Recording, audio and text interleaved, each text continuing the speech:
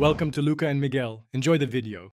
You start by confirming the controller model and picking the right cable or Bluetooth adapter.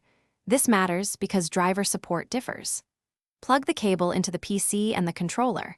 If you choose Bluetooth, enable pairing mode on the controller and Windows Bluetooth now.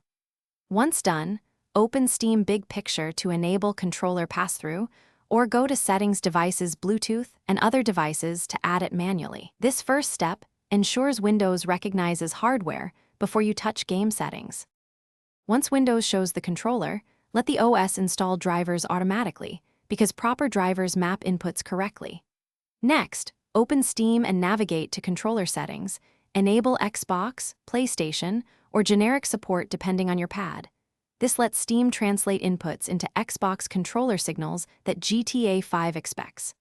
Now calibrate sticks and remap buttons if a default profile conflicts.